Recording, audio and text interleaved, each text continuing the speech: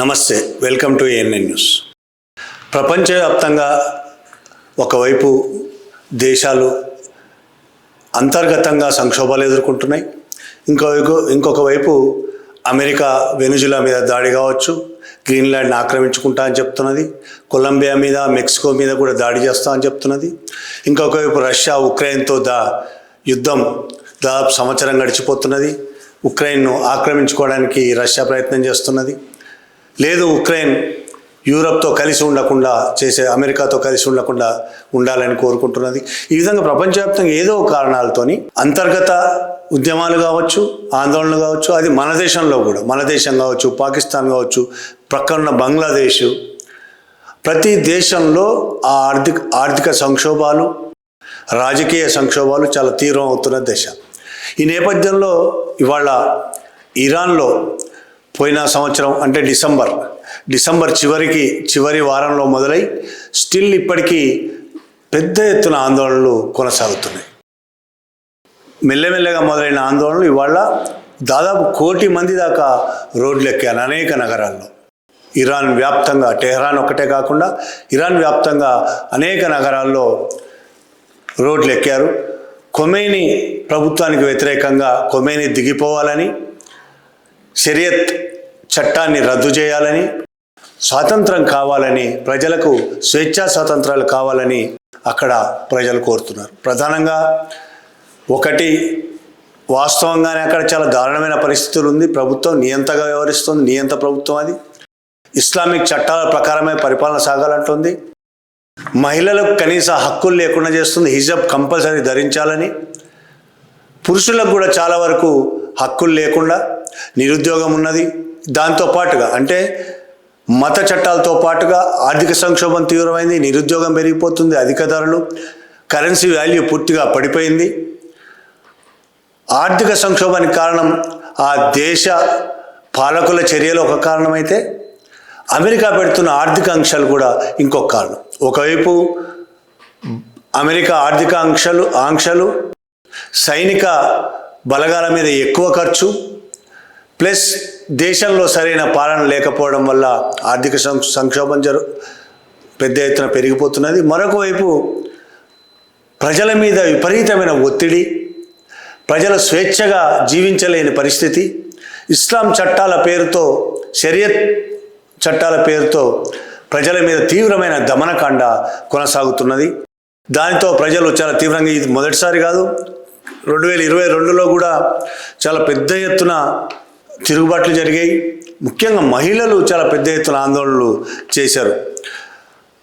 Iranian మహిళ మాసా అమానీ అనే అమ్మాయి హిజబ్ సరిగా ధరించలేదని 1922లో హిజబ్ సరిగా ధరించలేదని టెహ్రాన్లో, అంటే ఇరాన్ రాజధానిలో మోరల్ పోలీసులు, ఎక్కడ చూడలే కదా మనం మోరల్ పోలీసులు, ఇక్కడ మోరల్ పోలీసులు ప్రత్యేకంగా లేకపోయినా మోరల్ పోలీసులు అనే హిందుత్వవాదులు, ఆర్ఎస్ఎస్ వాళ్ళు ఉంటూనే ఉంటారు.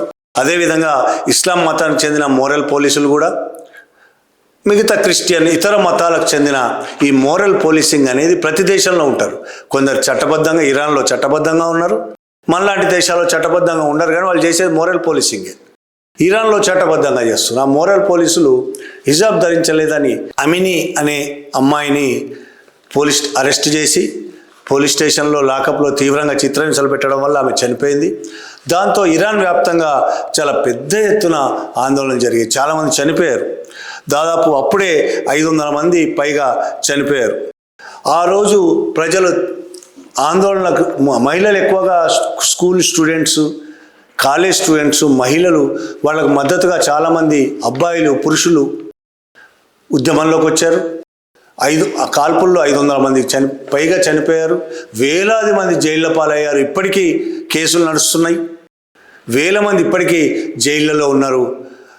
అతలాకుతలం అయిపోయింది. ఆ రోజు దాదాపు 4-5 నెలల పాటు సాగింది ఆ ఉద్యమం, ఆందోళన. దాదాపు సంవత్సరం పాటు సాగిందో. ఆ తర్వాత మెల్లగా తగ్గిపోయింది ఆందోళన. మళ్ళీ ఇంతకాలానికి మళ్ళీ ఉద్యమం మొదలైంది. ఈసారి ఒక్క షరియా చట్టాలు కాకుండా, ఇస్లాం చట్టాల పేరుతో బలవంతంగా ప్రజాస్వామ్యం లేకుండా చేయడం అనేదే కాకుండా, అణిచివేత అనేదే కాకుండా, ఆర్థిక సంక్షోభము ఇంకొక కారణమైంది. కరెన్సీ దారుణంగా పడిపోవడం, ధరలు విపరీతంగా పెరిగిపోవడం, నిరుద్యోగం పెరిగిపోవడం, వీటన్నిటి కారణంగా యూత్ ముఖ్యంగా రోడ్ల మీదకి వస్తున్నారు. స్త్రీలు చాలా పెద్ద ఎత్తున రోడ్ల మీదకి వస్తున్నారు. ఈసారి కూడా షరియత్ చట్టాలను రద్దు చేయాలని, ఖొమేని తన పదవి నుంచి దిగిపోవాలని, ప్రజాస్వామ్యం కావాలని వాళ్ళు డిమాండ్ చేస్తున్నారు. మహిళలైతే ఆ చట్టాల మీద ఉన్న విపరీతమైన వ్యతిరేకతతో తమ స్వేచ్ఛను అణిచివేయడం, అడుగడుగున వాళ్ళని అణిచివేయడం, మాట్లాడలేకుండా చేయడం, ఇంటికి మాత్రమే పరిమితం చేయడం, తరాలుగా వాళ్ళు అణిచివేయబడుతున్నారు. కాబట్టి ఒక్కసారి 2022లో అదే జరిగింది, ఇప్పుడు అదే జరుగుతుంది. మహిళలు చాలా కట్టు ఇప్పుకొని పరిగెత్తుకొస్తున్నారు రోడ్ల మీదకి. జుట్టు కట్ చేసుకుంటున్నారు, షరియాకు విరుద్ధం. హిజాబ్ తీసేసి మామూలు డ్రెస్సులో తిరుగుతున్నారు, షరియాకు విరుద్ధం. సిగరెట్లు కాలుస్తున్నారు కావాలని, షరియాకు విరుద్ధం. స్త్రీలు సిగరెట్లు కాల్చకూడదు, స్త్రీలు హిజాబ్ ధరించకుండా ఉండకూడదు, జుట్టు కత్తిరించుకోకూడదు, ఉద్యోగాలు చేయకూడదు. ఇట్లా లక్ష ఆంక్ష, దుర్మార్గమైన ఆంక్షలు. వాటికి వ్యతిరేకంగా స్త్రీలు తిరగబడుతున్నారు. చదువుకున్న స్త్రీలు చాలామంది చదువుకున్న స్త్రీలు, చదువు లేని స్త్రీలు అందరూ రోడ్డు మీదకి వస్తున్నారు. చాలా చోట్ల మనం సోషల్ మీడియాలో, ట్విట్టర్లో మనం విజువల్స్ చూస్తూ ఉన్నాం. సిగరెట్ కాల్చి ఆ సిగరెట్తో ఖొమేని ఫోటోను తగలబెడుతున్న విజువల్స్. దీంట్లో ఖొమేని తగలబెట్టడం దేశద్రోహ నేరం, ఖొమేని ఫోటోను తగలబెట్టడం దేశద్రోహ నేరం, స్త్రీలు సిగరెట్ కాల్చడం నేరం, హిజాబ్ ధరించకపోవడం నేరం, రోడ్డు మీదకి ఎక్కి ఆందోళన చేయడం నేరం. వీటన్నిటినీ వాళ్ళు మేము చేస్తున్నారు, మేము చేయడానికి సిద్ధంగా ఉన్న ఇవన్నీ ఖొమేనికి వ్యతిరేకంగానే తిరుగుబాటు చాలా పెద్ద ఎత్తున స్టార్ట్ అయింది. 2022లో ఏ విధంగా అయితే అయిందో దానికంటే పెద్ద ఎత్తున ఈసారి పురుషులు కూడా చాలా ఎక్కువ సంఖ్యలో, గతంలో కూడా పురుషులు చేశారు కానీ తక్కువ సంఖ్యలో ఉన్నారు. ఈసారి పురుషులు కూడా చాలా పెద్ద సంఖ్యలో ఉద్యమంలో ఉన్నారు. సెక్యూరిటీ ఫోర్సెస్ కాల్పులు జరుపుతున్నారు, లాఠీచార్జీలు చేస్తున్నారు, టియర్ గ్యాస్ వదులుతున్నారు. కాల్పుల్లో ఇప్పటికే 538 మంది చనిపోయారని అధికారిక లెక్కలు. ఇవి అధికారిక లెక్కలు ఇలా ఉన్నాయంటే ఇంకెంతమంది చనిపోయారో లెక్కేలేదు. 10,600 మందిని అరెస్ట్ చేశామనేది అధికారిక లెక్కలు. నిజం చెప్పాలంటే 20-30 వేల మంది ఉంటారు, అరెస్టులు ఇంకెక్కువ మందే ఉంటారు. జనవరి 8వ తారీఖు నుంచి ఇంటర్నెట్ ఆపేశారు. అంటే ప్రపంచానికి ఇరాన్ వార్తలు ఇక తెలియని పరిస్థితి కల్పించారు. ఎక్కడో ఒక చోట నుంచి ఇప్పుడు ఎలన్ మాస్క్ పెట్టిన స్టార్లింక్ శాటిలైట్ కనెక్షన్ ద్వారా ఏమైనా వార్తలు వస్తే రావాలి తప్ప ఇంటర్నెట్ కనెక్షన్ కట్ చేశారు. చాలా దారుణమైన అణచివేతకు పాల్పడుతుంది ఇరాన్ ప్రభుత్వం, ఖొమేని ప్రభుత్వం. పవర్ కట్ చేశారు, చాలా చోట్ల పవర్ కట్ చేశారు, విద్యుత్ లేకుండా చేశారు. ప్రొటెస్టర్లందరినీ టెర్రరిస్టులని ముద్ర వేసి అణిచివేస్తున్నారు, అరెస్టులు చేస్తున్నారు, కొడుతున్నారు, చంపుతున్నారు. ఎనిమీ ఆఫ్ గాడ్, దేవుళ్లకు శత్రువులు అని ప్రకటించాడు ఖొమేని. వీళ్ళందరూ ప్రజాస్వామ్యం కోసం, స్వేచ్ఛ కోసం, అధిక ధరలు తగ్గాలని, ఉద్యోగాలు కావాలని ఇట్లాంటి డిమాండ్ చేస్తున్న వాళ్ళందరూ దేవుడికి శత్రువులు అని, ఇటువంటి మతపరమైన అన్ని మతాల్లో ఉన్నది ఇది. ఇక్కడ మాట్లాడితే హిందూ మత దుర్మార్గాలు ఏమైనా చేసినప్పుడు మాట్లాడితే దేశద్రోహులని మాట్లాడుతుంటారు, దేవుణ్ణి విమర్శిస్తావని మాట్లాడుతుంటారు. అలాగే ముస్లింలు కూడా అదే పని చేస్తున్నారు, క్రిస్టియన్లు అదే పని చేస్తున్నారు. ఇరాన్లో ఇస్లాం మతం పేరుతో పరిపాలిస్తున్న ఖొమేని చేస్తున్నది అదే. దేవునికి శత్రువులు వీళ్ళందరూ టెర్రరిస్టులు అని మాట్లాడుతున్నారు. ఈ పరిస్థితుల్లో ఇంత దుర్మార్గమైన పరిస్థితి ఒకవైపు ఉన్నది. ఈ పరిస్థితుల్లో ప్రజలు ఒక తిరుగుబాటు చేస్తున్నారు, అది వాళ్ళ హక్కు. ఏ దేశ ప్రజలు ఆ దేశ ప్రభుత్వానికి వ్యతిరేకంగా, ఆ ప్రభుత్వం చేస్తున్న దుర్మార్గమైన చర్యలకు, అణిచివేతకు వ్యతిరేకంగా తిరగబడడం అనేది ఆ ప్రజల హక్కు. ఏ దేశమైనా, మన దేశం కావచ్చు, ఇరాన్ కావచ్చు, అమెరికా కావచ్చు, ఏ దేశమైనా ఆ ప్రజల హక్కు. కానీ ఆ దేశం మీద ఇంకొక దేశం దాడి చేసి దీన్ని సరి చేస్తా అనడం హక్కు కాదు, అదొక దుర్మార్గం. ఆ పని ట్రంప్ చేస్తున్నాడు. ఇరాన్ ఇలాంటి పరిస్థితుల్లో ఉంటే దీన్ని అవకాశంగా తీసుకొని ఇరాన్ మీద దాడి చేస్తానని ట్రంప్ ప్రకటించాడు. దాడికి సన్నాహాలు కూడా చేస్తున్నారు. అమెరికా ఈ యుద్ధ విమానాలు పాకిస్తాన్లో మోహరించారు. ఇప్పుడు ఇరాన్ పక్కనే ఉంటుంది పాకిస్తాన్ కాబట్టి పాకిస్తాన్లో మోహరించారు. ఇరాన్ సరిహద్దుల దాకా పోతున్నాయి, మళ్ళీ సైనిక స్థావరానికి వస్తున్నాయి. నిన్న రాత్రి వరకు జరుగుతున్న వ్యవహారం ఇది. అంటే యుద్ధం ఏ క్షణమైనా ఇరాన్ మీద యుద్ధం చేయడానికి, దాడి చేయడానికి సిద్ధంగా ఉన్నామని ట్రంప్ ప్రకటిస్తున్నాడు. ట్రంప్ ఏమంటున్నాడు? ఇరాన్ ప్రజలపైన నువ్వు అణిచివేత చర్యలకు పాల్పడితే నేను ఊరుకోను, దాడి చేస్తాను నీ దేశం మీద అని మాట్లాడుతున్నాడు. ఆ దేశపు వ్యవహారం, ఆ దేశ ప్రజలు ఆ దేశ ప్రభుత్వంతో కొట్లాడుతున్నారు. వాళ్ళకి హక్కు ఉంది ఆ కొట్లాడడానికి. అది వాళ్ళు చూసుకునే వ్యవహారం. ప్రపంచాన్ని మొత్తం గుప్పెట్లో పెట్టుకోవడానికి బయలుదేరిన నువ్వు ఇంత దుర్మార్గానికి ఒడిగట్టడం అనేది సరైనదా? నీకేం హక్కున్నది? ట్రంప్కి ఏం హక్కున్నది? అమెరికాకి ఏం హక్కున్నది ఇరాన్ మీద దాడి చేయడానికి? ఇరాన్ ప్రజలకు ఉన్న హక్కు మాత్రమే అది, ట్రంప్కున్న హక్కు కాదు. ట్రంప్ దాడి చేసి ప్రజల్ని ఏదో కాపాడుతానేది ఒక బూటకం.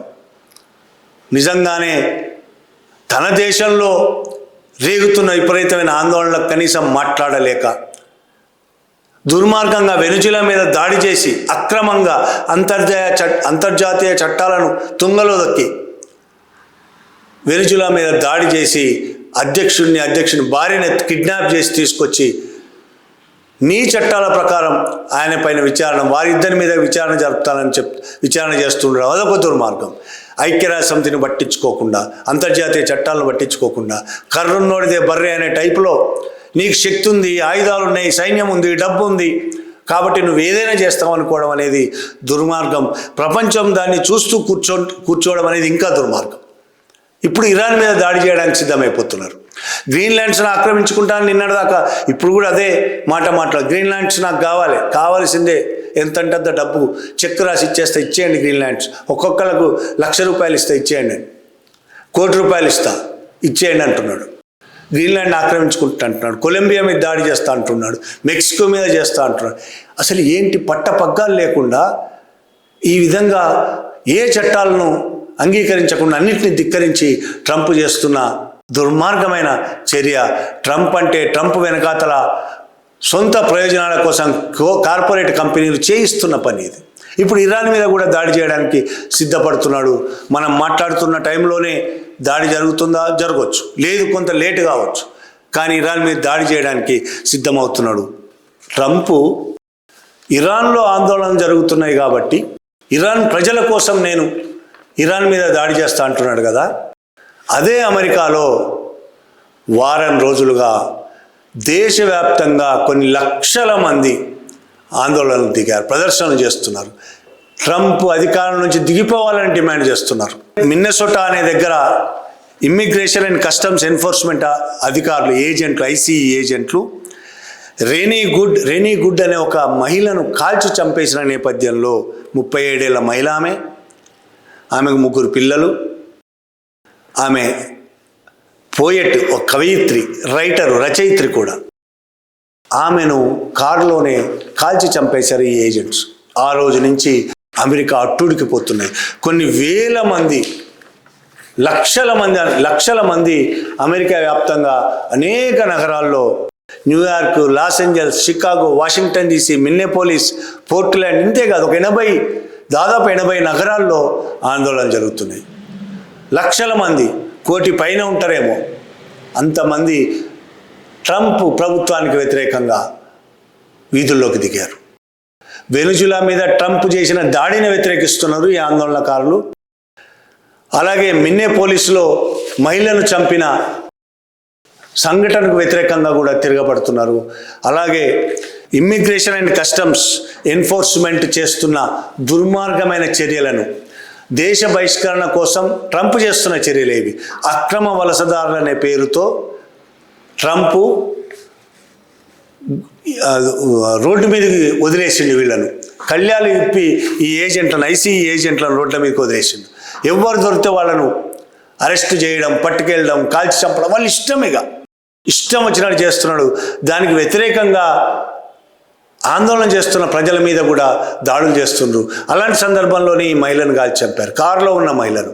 ఇప్పుడు ఆ enforcement, customs and enforcement, immigration customs and enforcement ఏజెన్సీకి వ్యతిరేకంగా కూడా ప్రజలు ఇప్పుడు ఈ 3 కారణాలతో, ఒకటి ఆ మహిళను కాల్చి రేణిగుడ్డ అనే మహిళను కాల్చి చంపినందుకు వ్యతిరేకంగా, వెనిజులా మీద దాడికి నిరసనగా, మధులోని ఆయన భార్యని కిడ్నాప్ చేసి అమెరికాకు తీసుకొచ్చినందుకు నిరసనగా, ఈ customs and enforcement, immigration and customs and enforcement ఏజెన్సీకి వ్యతిరేకంగా వాళ్ళు పెద్ద ఎత్తున ఆందోళన నిర్వహిస్తున్నారు. అలాగే మిన్నేపోలిస్ మేయర్ కూడా ప్రకటించాడు, వాళ్ళు చాలా దుర్మార్గం చేశారు, అర్జెంటుగా నా రాష్ట్రం నుంచి వాళ్ళు ఏజెంట్లు వెళ్ళిపోవాలి, ఖాళీ చేయాలని నా రాష్ట్రాన్ని మాట్లాడుతున్నారు. రిపబ్లికన్లు కూడా, ట్రంప్ పార్టీలో ఉన్న రిపబ్లికన్లు కూడా ఆ రాష్ట్రాల్లో ఉన్న రిపబ్లికన్లు కూడా ఈ చర్యను వ్యతిరేకిస్తున్నారు.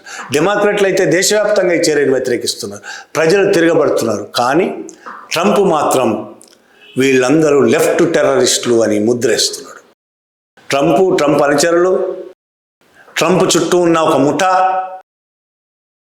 కార్పొరేట్ ప్రయోజనాలకు అనుగుణంగా పరిపాలిస్తున్న ట్రంప్ ముఠా, ఈ ఆందోళనకారులందరూ లెఫ్ట్ తీవ్రవాదులు, వీళ్ళు కావాలని దేశాన్ని అస్థిరపరచడానికి ఈ కుట్రలు చేస్తున్నారు.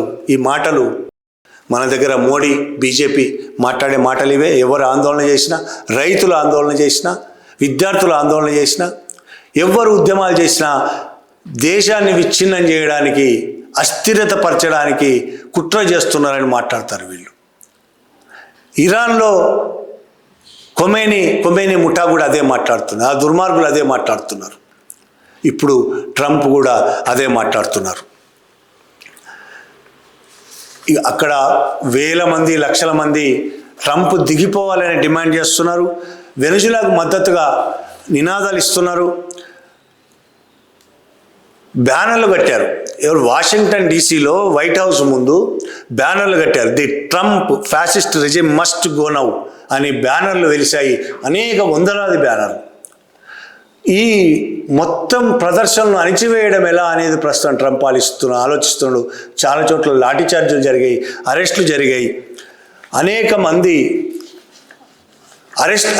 అరెస్ట్ చేశారు. వీళ్ళందరినీ ఏమని అరెస్ట్ చేస్తున్నారు? వీళ్ళందరూ లెఫ్ట్ తీవ్రవాదులు. రోడ్డు మీదకి వచ్చిన ప్రజలందరూ వామపక్ష తీవ్రవాదులను ముద్ర వేసి అరెస్ట్ చేస్తున్నారు. అంటే అమెరికాలో కూడా ఇక్కడ ఎట్లయితే భారతదేశంలో ప్రతి ఒక్కరిని అర్బన్ నక్సలైట్లోనే మాట్లాడుతుంటారు, మావోయిస్టులని మాట్లాడి ముద్రేసి చంపేయడము, అరెస్టు చేయడము చేస్తుంటారు కదా. మావోయిస్టులు అని చెప్పి ఆదివాసులను కూడా అనేక మందిని చంపేస్తున్నారు కదా. అదేవిధంగా అక్కడ కూడా ప్రస్తుతం లెఫ్ట్ తీవ్రవాదులను ముద్రేస్తున్నారు. ఇరాన్లో కొమేనీ వీళ్ళందరూ దేవుడి శత్రువులు అని ముద్రేస్తున్నాడు, దేశానికి శత్రువులు అని ముద్రేస్తున్నాడు. ప్రపంచవ్యాప్తంగా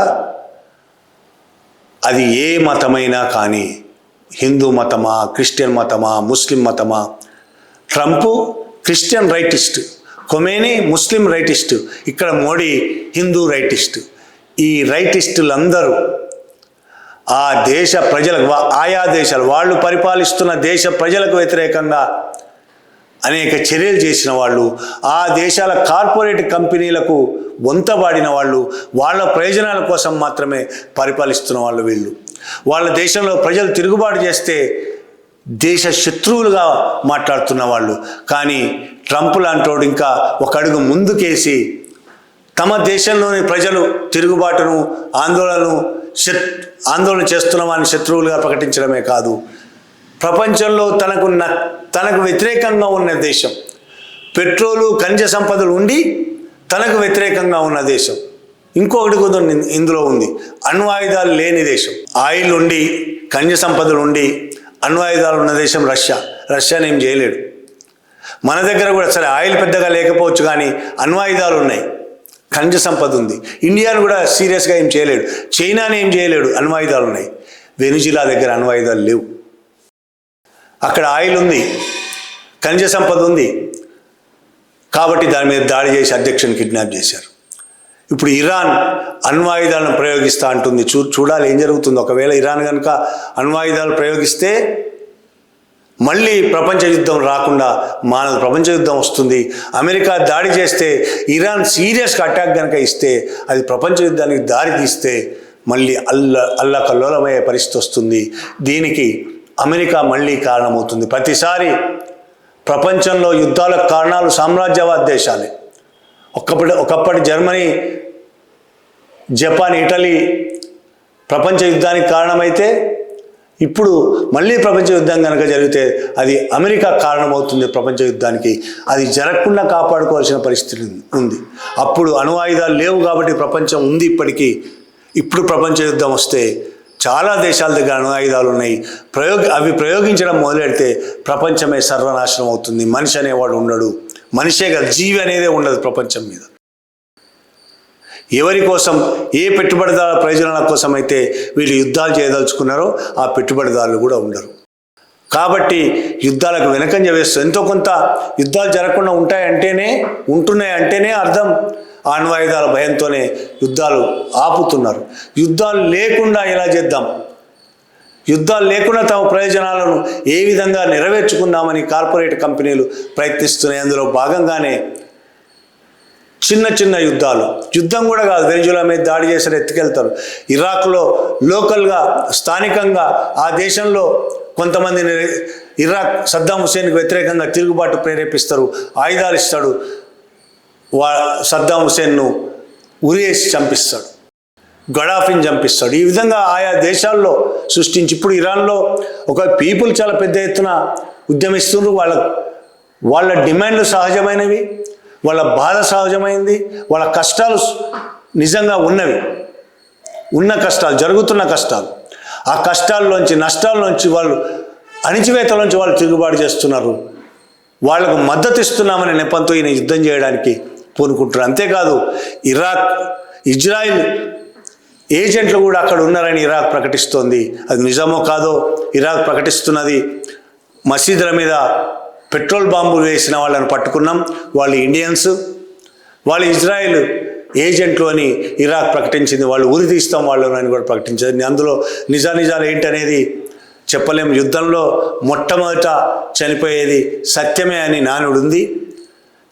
మనిషి కంటే ముందు సత్యం చనిపోతుంది, నిజం చనిపోతుంది. కాబట్టి ఏది నిజమో ఏది అబద్ధమో తెలిసే అవకాశం లేదు.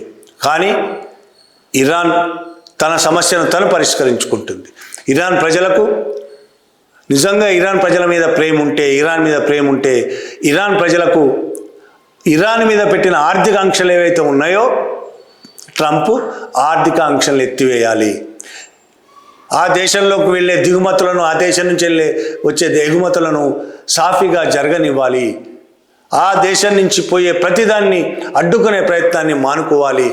ఆ దేశం నుంచి కొనాలన్నా, ఆ దేశానికి పంపించాలన్నా, ఇతర దేశాలను పంపించకుండా, కొనకుండా ఇతర దేశాలను బెదిరిస్తున్న ట్రంప్ దాన్ని మానుకుంటే అప్పుడు ఏం జరుగుతుందో అప్పుడు ఆలోచించవచ్చు. దాని మొత్తం ఆంక్షలు విధించి ఇరాన్ మీద ఆర్థిక సంక్షోభం వచ్చిందాకా వచ్చే పరిస్థితికి నువ్వే తీసుకెళ్ళి ఇప్పుడు ప్రజలకు నేను మద్దతు పలుకుతున్నా అని చెప్తే నమ్మేవాడెవడు లేడు ప్రపంచంలో. అక్కడ మతం పేరుతో జరుగుతున్న అరాచకాలకు వ్యతిరేకంగా ప్రజలు తిరుగుబాటు చేస్తారు, వాళ్ళకి హక్కు ఉంది. ప్రజలు గెలుస్తారు ఏ రోజుకైనా. ఎప్పుడు కూడా పాలకులు ఎప్పుడు గెలవలేరు. ఒకసారో, రెండుసార్లు, మూడుసార్లు గెలవచ్చు, కానీ చివరికి ప్రజలదే గెలిపోతుంది. ఆ ప్రజలు గెలుస్తారు. ఆ హక్కు వాళ్ళకుంది, పోరాడే హక్కు. నీకు లేదు దాడి చేసే హక్కు. దీన్ని ఐక్యరాజ్యసమితి అయినా పట్టించుకోవాలి. ఐక్యరాజ్యసమితి అయితే అది ఎందుకు కొరగాకుండా పోయింది, ఎందుకు పనికి రాకుండా పోయింది? వెనిజులా మీద దాడి చేసి ఒక తీర్మానం చేసి చేతులు దులుపుకున్న పరిస్థితి. ఎవరి మీద యుద్ధం చేసినా సిరియా మీద బాంబులు వేస్తుంది అమెరికా. నిన్న మొన్న కూడా బాంబులు వేసింది. ఐసిస్ స్థావరాలు ఉన్నాయనే పేరుతో బాంబులు వేస్తున్న ఐక్యరాజ్యసమితి మాట్లాడదు. ప్రపంచంలో ఎవరి మీద ఎవరు దాడి చేసి ఏదన్నా చిన్న చిన్న దేశాలు ఏమైనా చేసుకుంటే గట్టిగా మాట్లాడుతుంది తప్ప అమెరికానో, ఇండియానో, చైనానో, రష్యానో బలమైన దేశాలు ఇవేమైనా చేస్తే మాట్లాడలేని అసమర్థతలో ఐక్యరాజ్యసమితి ఉన్నది. అది ఎందుకు పనికిరాని ఒక సంస్థగా మిగిలిపోయింది. ఇప్పటికైనా వాళ్ళ హక్కును వాళ్ళు కాపాడుకుంటారు, వాళ్ళు పోరాటం చేస్తారు. ఇరాన్ ప్రజలు అమెరికా ప్రజలు కూడా వాళ్ళ పోరాటం వాళ్ళు కొనసాగిస్తారు. ట్రంప్కు వ్యతిరేకంగా కావచ్చు, దుర్మార్గాలకు వ్యతిరేకంగా కావచ్చు, ఇంకో దేశం మీద అన్యాయంగా ఆక్రమణ చేసే పద్ధతులకు వ్యతిరేకంగా కావచ్చు అమెరికన్ ప్రజలు కొట్లాడతారు. భారతదేశ ప్రజలు భారతదేశంలో జరుగుతున్న అన్యాయాలకు వ్యతిరేకంగా కొట్లాడతారు. ఏ దేశ ప్రజలు ఆ దేశ పాలకులు కొనసాగిస్తున్న దుర్మార్గాలకు, దోపిడీకి, అణిచివేతకు వ్యతిరేకంగా పోరాడతారు. ఆ శక్తి వాళ్ళకు ఉన్నది, ఆ ప్రజలకు ఉన్నది. కానీ మరొక దేశం జోక్యం చేసుకోవడం అనేది దుర్మార్గమైనది. Thank you very much.